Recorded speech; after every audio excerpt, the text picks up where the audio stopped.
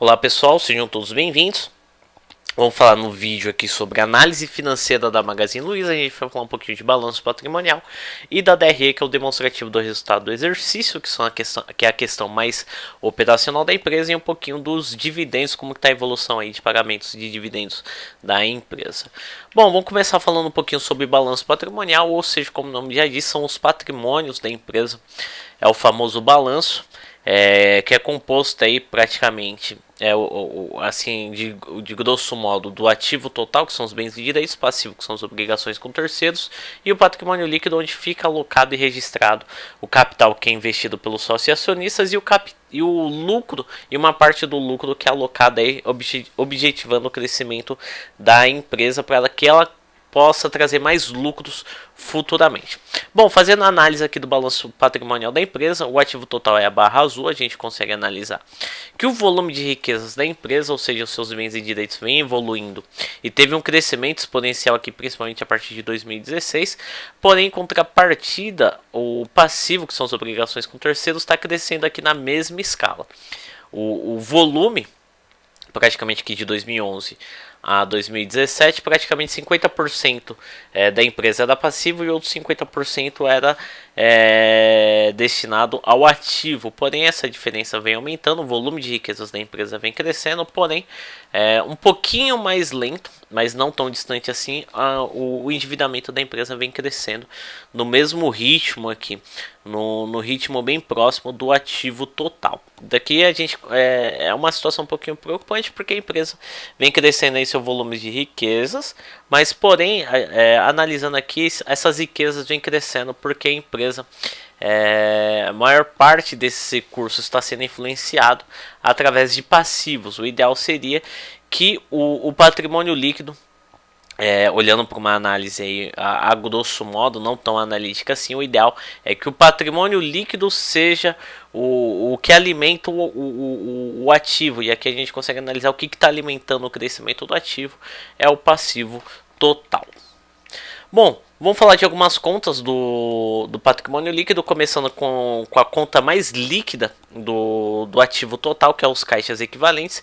É a conta que tem maior liquidez. Maior liquidez é a conta que se transforma em dinheiro com mais facilidade. Então, o caixas equivalente é o dinheiro que a empresa já tem disponível. Então, o ideal, quanto maior, melhor.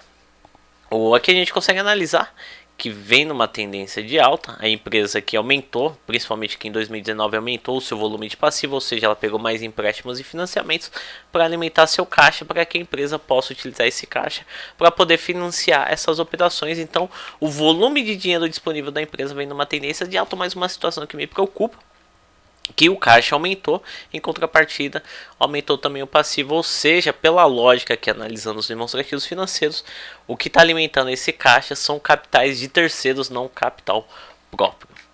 Bom, aqui a gente tem contas a receber, que ou seja, são as promessas de recebimentos de cliente, ou seja, é uma previsão aí de geração de caixa futuro da empresa.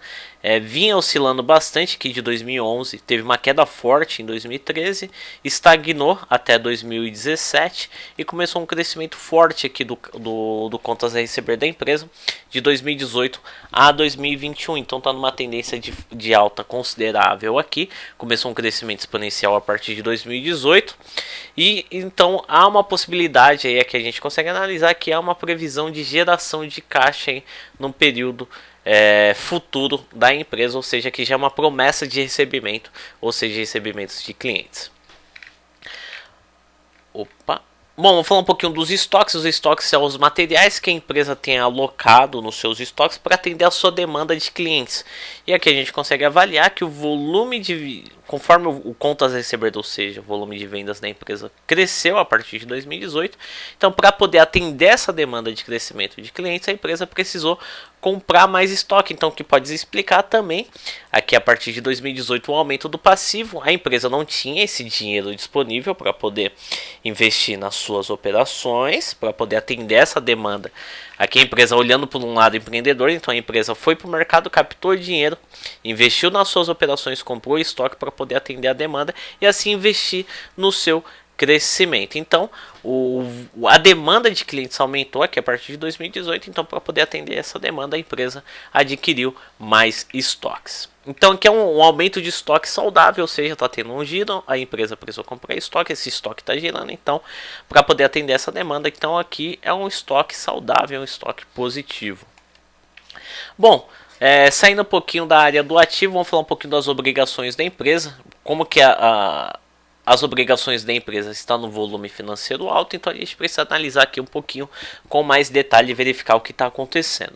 Bom, o passivo circulante é a barra azul, o passivo não circulante é a barra laranja.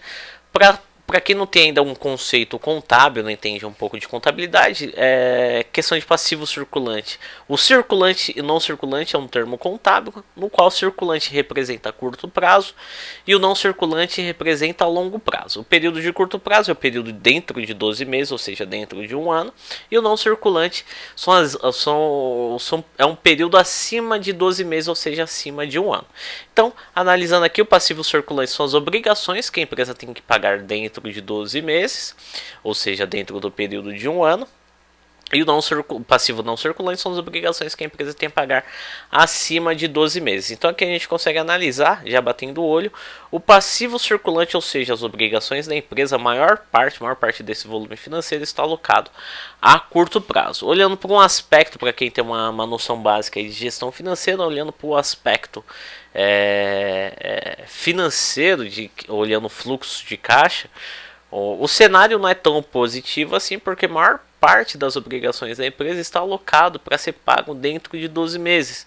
E então a empresa precisa fazer seu estoque girar, fazer dinheiro girar com mais agilidade. A empresa não tem tanto tempo assim para poder pagar a maior parte dessa dívida que está alocado dentro de 12 meses. E a menor parte está alocada para longo prazo. Então o ideal seria que a maior parte da dívida financeira esteja alocada acima de 12 meses, porque assim a empresa consegue trabalhar com certa tranquilidade e utilizar o dinheiro que sobra, esse dinheiro que ia ser utilizado para pagar a dívida no curto prazo, seja utilizado para outros fins, até para suas operações visando o crescimento. Então, pelo volume financeiro de dívida da empresa, o ideal seria ela tentar negociar essa dívida e tentar negociar esse passivo, que aqui não tem só os empréstimos e financiamentos, tem fornecedores, tem salários a pagar. Claro, os salários a pagar não tem uma situação um pouquinho que não dá para negociar com tanta flexibilidade assim, mas fornecedores e empréstimos e financiamentos já há uma possibilidade maior de mais flexibilidade para poder negociar e tentar alocar essas dívidas para a longo prazo. Falando em empréstimos, vamos falar um pouquinho aqui e analisar, verificar como que está a situação. Eu gosto de analisar os empréstimos e financiamentos com um pouquinho de mais detalhe. Por quê? Porque é um capital que a empresa vai no mercado atrás dos bancos e financeiras, e é um capital que tem custo. É um dinheiro que vai entrar, só que é um dinheiro que precisa ser devolvido, e devolvido com custo através dos juros, né? E se a empresa não tomar um cuidado, não conseguir pagar no tempo hábil, vai virar juros e multas, e vai virar aquela bola de neve, igual acontece com muitas pessoas físicas, acontece com pessoas jurídicas. Se ela não honrar esse compromisso, há uma grande probabilidade dela se complicar e estragar toda a sua questão, toda a sua estrutura financeira. Bom, aqui a gente tem a mesma ideia dos empréstimos e financiamentos. Aqui é o não circulante, eu coloquei aqui um curto prazo, e tem os empréstimos e financiamentos a longo prazo, que é representado aqui pela linha laranja. Bom, aqui a gente consegue avaliar que de 2011 aqui até o primeiro trimestre de 2016, maior parte, olhando para o aspecto de fluxo de caixa, a maior parte desses empréstimos e financiamentos estava alocado a longo prazo. Então, de 2011 ao primeiro trimestre de 2016, a empresa aí, a Magazine Luiza, teve tempo hábil aí para poder receber dos seus clientes, fazer seu estoque girar caixa para poder pagar essas dívidas com tranquilidade. A partir de a partir do segundo a partir do segundo trimestre de 2016 até o primeiro trimestre de 2019, ficou 50% da dívida a curto prazo e outros 50% a longo prazo. Em 2019, aqui, a partir do segundo trimestre, a maior parte da dívida voltou a ser alocada a longo prazo. A empresa aí conseguiu ter um tempo aí de respiro para poder gerar caixa, para poder pagar essas dívidas com tranquilidade. Porém, aqui em 2020, toda a sua dívida voltou a ser alocada para curto prazo, praticamente sumiu essa dívida de longo prazo. E aqui em 2021, maior parte da dívida da empresa, praticamente veio a questão da pandemia, a empresa fez uma negociação aí das suas dívidas, jogou toda a sua dívida para cima de 12 meses. Como é uma empresa que está crescendo, está comprando muitas empresas, né? Se você recentemente, aí eu estou fazendo um vídeo aqui dia 3/11, recentemente ela comprou a Kabum, que é uma empresa de e-commerce, de tecnologia e de informática voltado para o ramo de gamer, né? Então ela tá gerando muito caixa, através de empréstimos e financiamentos, está renegociando esses empréstimos e financiamentos alocados e alocando para longo prazo, para poder investir nas suas operações, poder pagar seus fornecedores em dia, manter o pagamento de salário em dia. É uma empresa aí que é uma promessa muito grande para o futuro. Mas olhando aqui hoje os demonstrativos financeiros da empresa, é uma empresa aqui que está numa situação, vamos dizer assim, um pouquinho delicada. Ela não pode deslizar, ela tá sendo uma empresa aí muito promissora, tá pensando no futuro, se ela conseguir atingir as suas metas, vai ser uma das maiores empresas do Brasil, como está sendo hoje, uma das maiores varejistas, aí, uma das maiores empresas, e uma empresa que vem surpreendendo, uma empresa com uma visão muito moderna, a questão do aspecto não só mercadológico, mas também social. Mas é uma empresa assim, se ela deslizar, o buraco vai ser muito feio. Mas se tudo que aconteceu, que ela planeja, o sucesso que ela planeja, é uma empresa que vai voar do tanto que ela está investindo de tantas empresas de tecnologia. Ela está saindo um pouquinho do ramo de varejo e ela está tentando entrar aí no mercado de tecnologia com força, né? Ela é uma empresa aí que está ramificando não só no varejo, mas também no mercado de tecnologia. Bom, vamos falar um pouquinho da dívida líquida. A dívida líquida, a gente pega a dívida total, tanto os empréstimos e financiamentos a curto prazo quanto a longo prazo, menos o caixa. Aqui o ideal, quanto menor, melhor. Se tiver no patamar negativo, quer dizer que o caixa da empresa superou o total da sua dívida. Foi o que aconteceu aqui em 2018 e o comecinho de 2019. A dívida aumentou em relação ao caixa aqui de 2011 até o comecinho de 2017, mas vem numa tendência de baixa, ou seja, o volume de caixa, o volume de dívida vem diminuindo em relação ao volume de caixa, que principalmente de 2017 até 2021. Bom, aqui a gente tem a participação da dívida sobre o lucro, ou seja, que a gente pega a participação da dívida sobre o lucro, ou seja, qual é a capacidade, qual foi a participação, o quanto de lucro trouxe, qual foi a cooperação dos empréstimos e financiamentos na geração de lucro. Aqui a gente consegue analisar aqui a linha azul e os juros dos empréstimos, que é o custo desse capital. Então o ideal é sempre que a participação das dívidas sobre o lucro seja superior ao juro sobre o juro sobre os empréstimos. Então tá praticamente aqui de 2011 a 2019, praticamente o que a empresa lucrou só teve a capacidade. O que a empresa lucrou? Através da participação da cooperação dos empréstimos e financiamentos, só pagou esse custo. Não é tão ideal assim. O ideal é que a participação de lucro dos empréstimos e financiamentos seja superior ao que ela paga de juros de empréstimos e financiamentos, ou seja, o custo desse empréstimo. Em 2019, os juros aumentou consideravelmente e cresceu muito em relação à participação dos lucros, e até chegou no patamar negativo aqui em 2020. A empresa teve prejuízo, então os empréstimos e financiamentos não teve participação nos lucros, né? Se não tem lucro, então não tem participação. E os juros aumentou consideravelmente, então o lucro não teve capacidade de pagar esse custo. E até então, de 2020 até 2019, aqui no finalzinho de 2020 ainda ficou quase que o lucro. O lucro superou o custo dos empréstimos e financiamentos, mas aqui o começo de 2021 os juros aumentou consideravelmente e caiu um pouquinho a participação dos empréstimos e financiamentos sobre o lucro, ou seja, em geral aqui a empresa está pagando o custo, a capacidade de geração de lucro desses empréstimos e financiamentos não está cobrindo o custo deste capital. O certo seria a empresa tentar negociar outra forma de conseguir capital que não seja através de empréstimos e financiamentos, porque os empréstimos e financiamentos são juros compostos, que mais para frente aí pode gerar uma dor de cabeça para a empresa. Analisando, eu não sei qual é a visão da empresa, mas se ela tentar conseguir recursos para poder financiar suas operações de outra forma, porque eu sei que é difícil. Mas vamos verificar. É uma empresa aí que está investindo forte, com força, aí vamos verificar o que vai acontecer aí no futuro. Mas assim, os empréstimos, o retorno dos empréstimos e financiamentos não está sendo suficiente para pagar o custo do mesmo. Bom, vamos falar um pouquinho da DRE, que é a questão um pouquinho mais operacional. A gente consegue analisar que o volume de vendas da empresa vem crescendo, está numa tendência de alta, começou a ficar mais exponencial aqui, principalmente a partir de 2018. Como que a gente conseguiu analisar aí no balanço, aumentou o estoque, aumentou o volume de contas a receber, por questão do aumento de demandas das suas vendas, ou seja, mais pessoas comprando, aumenta. Em contrapartida vai aumentar o contas a receber, em contrapartida também vai aumentar o estoque para a empresa poder atender o aumento dessa demanda.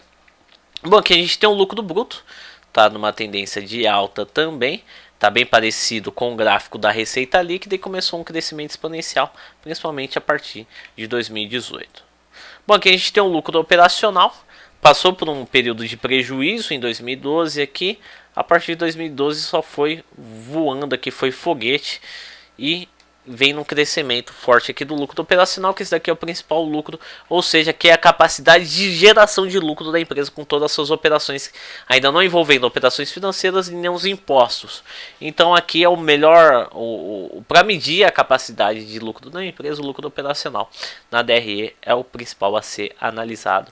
E principalmente aqui de 2016 a 2019, esse crescimento, essa inclinação do gráfico do crescimento ficou mais forte ainda. Bom, aqui a gente tem aqui está o lucro operacional, mas não é lucro operacional, aqui está errado o título do gráfico, aqui a gente vai pelo resultado financeiro, aqui são as operações que a empresa, são as operações financeiras que a empresa tem no mercado financeiro, que envolve juros que ela paga de empréstimos e financiamentos, rendimentos e investimentos e até prejuízos aí que ela tem em investimentos também, investimentos que ela faz em outras empresas e variação cambial, tanto negativa quanto positiva. Quando está no patamar negativo, quer dizer que as despesas financeiras superaram as receitas financeiras, então a empresa mais perdeu do que ganhou. Sempre foi assim, de 2011 a 2018. Mudou um cenário aqui um pouquinho em 2019, uma situação não recorrente. Falo não recorrente porque só aconteceu uma vez no gráfico e voltando à sua normalidade em 2020 até 2021. Ou seja, sempre a empresa teve mais despesas do que receitas financeiras, mas assim não está um gráfico, não está muito longe do patamar neutro, né? Ou seja, a empresa aí não tem tanta, a relação de despesas e receitas não está tão distante, assim bem próximo do patamar neutro, onde um anula o outro. Eu não sei o que aconteceu, porque eu esqueci de mudar os títulos. Não é lucro operacional, aqui é o lucro e prejuízo do período. Aqui é o lucro ou prejuízo líquido, onde a gente pega todas as receitas menos todas as despesas, verifica se a empresa teve lucro ou prejuízo. O lucro líquido em 2011 a 2016 foi um período complicado para a empresa. Ela começou um crescimento aqui a partir de 2017 a 2019. 2020 ela teve um pequeno lucro, assim um pequeno lucro, não, um pequeno prejuízo, mas teve uma grande queda em relação ao período anterior, voltando a crescer com força em 2020. Em 2021 teve uma queda um pouquinho considerável aqui do lucro líquido. Teve uma queda considerável em relação ao último trimestre de 2020. Então aqui o começo de 2021 da empresa não foi tão bom em relação ao seu lucro líquido. Para os investidores, o lucro líquido é mais interessante, conforme a empresa tem um maior lucro, mais ela paga de dividendos, ou ela utiliza essas operações visando o crescimento, utilizando esse capital visando o seu crescimento e utilizar menos empréstimos e financiamentos. Quando a empresa utiliza menos empréstimos e financiamentos, é um capital que então ela vai ter menos despesas financeiras. Tendo menos despesas financeiras, vai aumentar o seu lucro líquido no futuro. Bom, pessoal, aqui tem mais um aqui, o último gráfico, que é a análise dos dividendos. A empresa pagava pouquíssimos dividendos aqui de 2011 até 2017, que teve um crescimento considerável aqui até o quarto trimestre. Até o terceiro trimestre de 2021, quarto trimestre que teve uma queda considerável. A empresa visando e retendo um pouquinho desses dividendos para poder financiar suas operações. A empresa está uma empresa bem ambiciosa, investindo comprando várias empresas. Hoje ela está no total aí, comprou acho que 11 empresas de tecnologia, teve uma de logística também. Então, para quem pensa na empresa no período a longo prazo, eu acredito que é uma empresa aí, se tudo que ela planeja der certo, é uma empresa que vai voar. Então, para quem está pensando em dividendos, está pensando numa empresa que pague mais dividendos, eu não recomendo Magazine Luiza para agora. Agora, para quem pensa em um projeto a longo prazo, o ideal aí, a Magazine Luiza é uma empresa muito promissora. Claro, tudo tem seu risco, tem a chance do investimento dar certo. Se der certo, show de bola. Se der errado, é um dinheiro que vai embora e vai ser desvalorizado. Bom, pessoal, termino a análise aqui. Espero que vocês tenham gostado. Quem puder estar se inscrevendo no canal já contribui demais para a continuidade do projeto. E um grande abraço, sucesso a todos e boa sorte aí nos seus investimentos. Para quem está estudando a questão de demonstrativos financeiros, bons estudos.